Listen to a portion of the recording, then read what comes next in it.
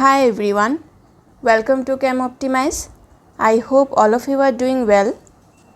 इस चैनल में थर्मोडायनामिक्स का सीरीज़ चल रहा है जो कि बीएससी सीबीसीएस सिलेबस का सेकेंड सेमेस्टर का टॉपिक है और इस सीरीज़ में ऑलरेडी 16 वीडियोस अपलोड हो चुका है और आज हम लोग स्टार्ट करने जा रहे हैं part 17 of this thermodynamics series.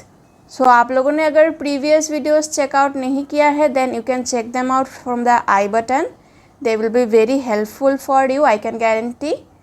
And if you are new to this channel, please subscribe the channel and hit the bell notification ताकि आप लोग को पता चल जाए जब भी मैं एक नया वीडियो अपलोड करूँ और मुझे भी मोटिवेशन मिले रेगुलरली नया अच्छा कंटेंट्स लाने के लिए इस चैनल में. लास्ट वीडियो में हम लोगों ने बहुत सारा यूज़फुल टिप्स एंड ट्रिक्स सीखा था regarding Maxwell's relations and thermodynamic square. तो आज हम लोग एक नया टॉपिक स्टार्ट करने जा रहे हैं and that will be also very beneficial for you. So let's move on to the topic. आज हम लोग जो टॉपिक डिस्कस करने जा रहे हैं that is called joule-Thompson effect and इसके रिलेटेड एक कोफिशिएंट होता है जिसको हम लोग बोलते हैं जूल-थॉमसन कोफिशिएंट. तो वो भी हम लोग कैसे निकालते हैं वो डिस्कस करेंगे. So stay tuned till the end of this video. So first let us discuss what is joule-Thompson effect. जब एक स्ट्रीम ऑफ गैस को हम लोग हाई प्रेशर कंडीशन से लो प्रेशर कंडीशन में या फिर वैक्यूम में एक्सपैंड होने देते हैं उस स्ट्रीम ऑफ गैस को थ्रू ए पोरस प्लग मतलब एक पोरस मटेरियल से जब हम लोग एक स्ट्रीम ऑफ गैस को एक्सपैंड होने देते हैं from a condition of high pressure to a condition of low pressure और against vacuum under adiabatic conditions. This is important.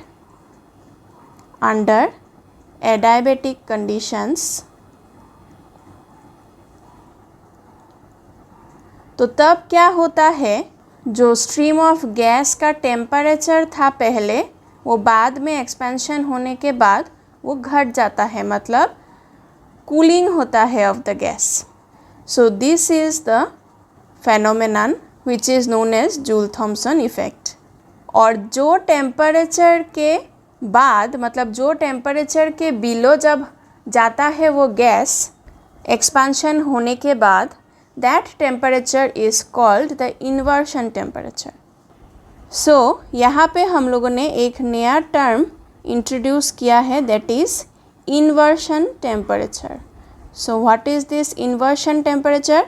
Expansion होने के बाद गैस जिस टेम्परेचर के नीचे चला जाता है कूल डाउन होके that is called the inversion temperature. इसको हम लोग बोल सकते हैं the temperature below which a gas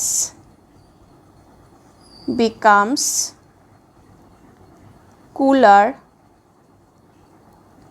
on expansion is known as inversion temperature. Okay तो यहाँ पे एक्सेप्शनल केस है, दो गैसेस का एक्सेप्शनल केस है यहाँ पे जो जनरली जब हम लोग एक्सपेंशन करते हैं from a region of high pressure to a region of low pressure under adiabatic condition तब कूल डाउन नहीं होता उन दोनों गैसेस का. वो दो गैस वार्म अप हो जाते हैं मतलब उल्टा हो जाता है, उन लोग का टेम्परेचर बढ़ जाता है. These two gases are hydrogen and helium. Hydrogen and helium को जब जनरली नॉर्मल कंडीशंस में हम लोग from a region of high pressure to a region of low pressure through a porous plug under adiabatic conditions expand करेंगे तब इनका warm up हो जाता है, मतलब टेम्परेचर बढ़ जाता है instead of decreasing. But under very low temperature condition, जब टेम्परेचर कंडीशन बहुत कम होगा और हम लोग इन दोनों गैसेस को हाई प्रेशर रीजन से लो प्रेशर रीजन तक लेके जाएंगे अंडर एडायबेटिक कंडीशंस, एक्सपेंशन करेंगे, तब क्या होगा, तब ये जूल थॉमसन इफ़ेक्ट दिखाएंगे, मतलब इनका कूलिंग होगा। So for hydrogen this inversion temperature is -48 degree Celsius and for helium this inversion temperature is -242 degree Celsius. Okay, इसका मतलब ये है कि -48 डिग्री सेल्सियस के आसपास जब हम लोग हाइड्रोजन को हाई प्रेशर कंडीशन से लो प्रेशर कंडीशन में एक्सपेंड करेंगे अंडर एडायबेटिक कंडीशंस, तब इनका कूलिंग होगा। And same goes for helium around -242 degree Celsius. Okay, so हम लोग जूल थॉमसन इफेक्ट का डेफिनेशन लिख सकते हैं। So this is the phenomenon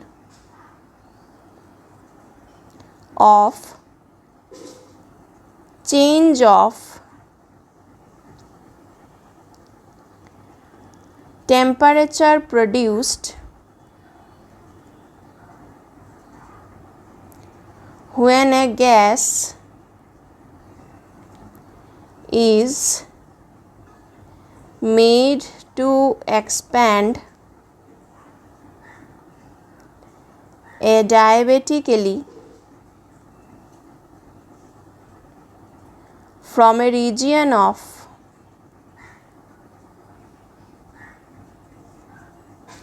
high pressure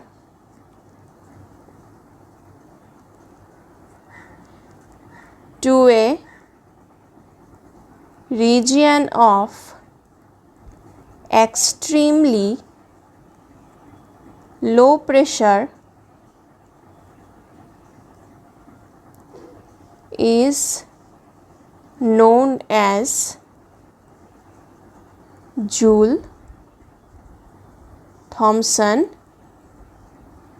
effect. So this is the formal definition of Joule Thomson effect, और ये निकाला गया था by a scientist JP Joule and William Thomson in the 1850s। So अभी हम लोग डिस्कस करते हैं कि इस कूलिंग का रीज़न क्या है। So what is the reason behind this Joule Thomson effect. क्यों कूलिंग होता है जब हम लोग गैसेस को एक्सपैंड करते हैं from a region of high pressure to a region of low pressure under adiabatic conditions. So cooling effect is due to the decrease in kinetic energy. यही मेन रीज़न है। Due to the decrease in kinetic energy of the gas molecules cooling होता है। तो kinetic energy कैसे decrease होता है?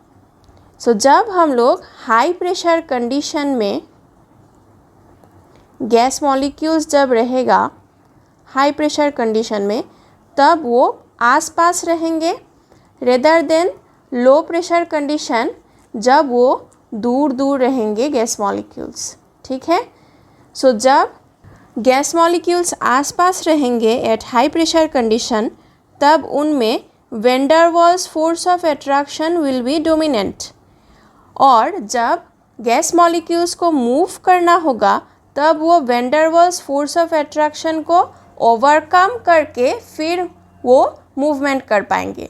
So kinetic energy ज़्यादा लगेगा तब।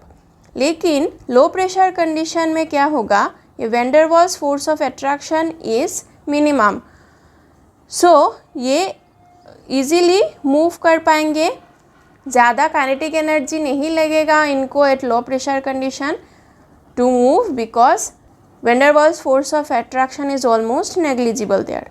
सो इसलिए एट लो प्रेशर कंडीशन क्योंकि काइनेटिक एनर्जी कम यूज़ होता है, इसलिए कूलिंग इफेक्ट दिखाता है, and that is the reason behind Joule Thomson effect. और इन आइडियल गैसेस हम लोग कंसिडर करते हैं कि according to kinetic theory of gases हम लोग कंसिडर करते हैं कि there exist no force of attraction, या फिर बाद में हम लोग ये भी बोलते हैं when improvised theories were introduced कि आइडियल गैसेस में ये जो van der Waals force of attraction है दैट इज़ मिनिमम या फिर नेग्लिजिबल। सो आइडियल गैसेस के केस में क्या होता है, ये जूल थॉमसन इफेक्ट जो होता है वो ज़ीरो होता है, that is there is no Joule Thomson effect in ideal gases, या फिर वेरी वेरी स्मॉल होता है। क्यों? क्योंकि आइडियल गैसेस में हाई प्रेशर कंडीशन हो या फिर लो प्रेशर कंडीशन हो, वहाँ पे van der Waals force of attraction will be negligible, तो extra amount of kinetic energy use up नहीं होगा at high pressure condition. Okay, so the same amount of kinetic energy will be used everywhere. So ऐसा कोई cooling effect नहीं show करता in ideal gases. So Joule Thomson effect के related जो coefficient है that is called the Joule-Thomson coefficient and it is denoted by mu Jt। So अब हम लोग निकालेंगे कि ये Joule-Thomson coefficient कैसे डिराइव होता है। So इसके लिए एक पोरस प्लग एक्सपेरिमेंट किया गया था। वहाँ पे एक नॉन कॉन्डक्टिंग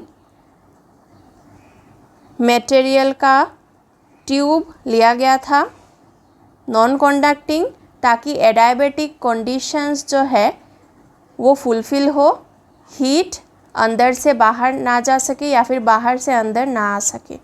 और वहाँ पे एक पोरस प्लग ऐसे फिट किया गया था in the middle of the tube, और उसके बाद दोनों साइड में दो पिस्टन्स फिट किया गया था। Let it be piston A and let it be piston B। So piston A और पोरस प्लग के बीच में a volume of V1 of gas is enclosed, मतलब यहाँ पे गैस मॉलिक्यूल्स है and their volume is V1, and porous plug और piston B के बीच में भी गैस मॉलिक्यूल्स है and their volume is V2। Now हम लोग क्या करेंगे, हम लोग अप्लाई करेंगे a pressure P1 on this piston A, ताकि ये गैस यहाँ से कंप्रेस हो जाए। तो यहाँ पे पिस्टन यहाँ से यहाँ तक डिस्प्लेस हो गया, हम लोगों ने कंप्रेशन करवाया, and this gas molecules will now expand through this porous plug and go to the other compartment, और यहाँ पे एक्सपेंशन होगा तो ये पिस्टन यहाँ से यहाँ तक डिस्प्लेस्ड हो जाएगा, और यहाँ पे जो प्रेशर फॉर्म्ड होगा on this piston that will be P2। So this is the setup. Now work done, क्योंकि हम लोग ने प्रेशर अप्लाई किया है, कंप्रेस किया है in this first compartment gas molecules को, तो हम लोग वर्क डन कर रहे हैं on the gas molecules. So work done on the system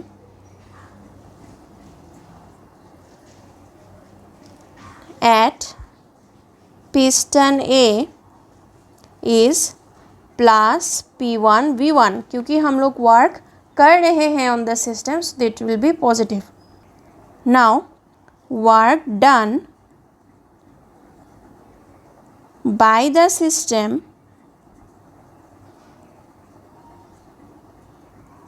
at piston B is minus P2 V2। Now second compartment में क्या हो रहा है, एक्सपेंशन हो रहा है, बिकॉज गैस मॉलिक्यूल्स जो है वो फर्स्ट कंपार्टमेंट से कंप्रेस होके सेकेंड कंपार्टमेंट में थ्रू दिस पोरस प्लग वो मूव कर रहा है। सो सेकेंड कंपार्टमेंट में गैसेस का एक्सपेंशन हो रहा है। सो यहाँ पे गैस मॉलिक्यूल्स खुद काम कर रहे हैं on the system. So here work is done by the system. Expansion हो रहा है और इसलिए यहाँ पे निगेटिव साइन होगा, that is minus of P2 V2. So net work done by the system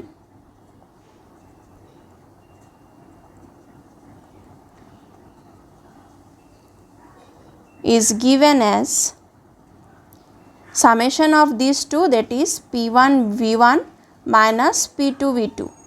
जितना काम हम लोग फर्स्ट कंपार्टमेंट में कर रहे हैं और सेकेंड कंपार्टमेंट में जितना काम हो रहा है, means work done on the system जितना हो रहा है and work done by the system जितना हो रहा है, दोनों को सम अप करने से हम लोग को net work done by the system मिल जाएगा.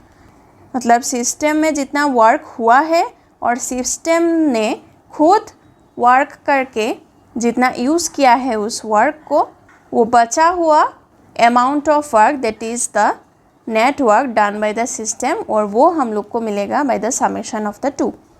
नाउ क्योंकि ये एक्सपेंशन जो हो रहा है वो एडायबेटिकली हो रहा है, तो सिस्टम बाहर से कोई हीट अंदर नहीं ले रहा है या फिर अंदर से कोई हीट बाहर नहीं जा रहा है, तो एंटायर वर्क जो हो रहा है वो इंटरनल एनर्जी के लिए हो रहा है.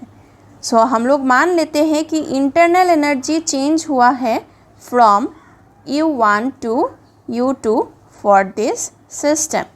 सो अभी हम लोग ये बोल सकते हैं कि नेट वर्क डन जो हुआ है that is P1 V1 minus P2 V2, that is due to the change of the internal energy, that is U2 minus U1.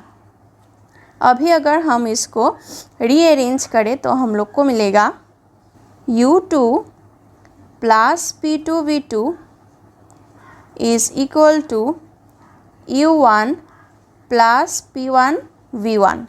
And what is U2 plus P2 V2? This is H2. We already know H equals to U plus PV. So this will be enthalpy H, and here also U1 plus P1 V1 will be H1. तो यहाँ से हम लोग क्या देख रहे हैं कि सिस्टम का एंथैल्पी जो है वो चेंज नहीं हुआ है, because H2 is equal to H1. Initial condition में जो एंथैल्पी था और फाइनल कंडीशन में जो एंथैल्पी है दोनों सेम है, बराबर है. That is del H is equals to 0, means change in enthalpy is equal to 0. So this process is called isoenthalpic process. यहाँ पे एंथैल्पी का कोई चेंज नहीं होता है, so this is called isoenthalpic process. Now we know H enthalpy is a state function. So हम लोग DH जो है इसको एक कॉम्प्लीट डिफरेंशियल में एक्सप्रेस कर सकते हैं. तो हम लोग DH is a complete differential और इसको हम लोग एक्सप्रेस करेंगे with respect to temperature and pressure. So मान लेते हैं यहाँ पे this H is a function of temperature and pressure, और अभी हम लोग DH को एक्सप्रेस करेंगे. So DH will be equals to partial differentiation of H with pressure at constant temperature multiplied by dP plus partial differentiation of H with temperature at constant pressure multiplied by dt. So यहाँ पे अगर हम लोग DH को pressure के respect में differential करें तब हम लोग टेम्परेचर को कांस्टेंट रखेंगे, और जब हम लोग टेम्परेचर के रेस्पेक्ट में डिफरेंशियल करेंगे एंथैल्पी को तब हम लोग प्रेशर को कांस्टेंट रखेंगे. सो यहाँ पे अगर हम लोग कंसिडर करें तो ये dP और ये dP कैंसिल आउट हो जाता है, तब हम लोग को सिर्फ DH ही मिलता है which is equal to this, और यहाँ पे भी dt और dt कैंसिल आउट हो जाता है और हम लोग को सिर्फ DH ही मिलता है equal to this left hand side.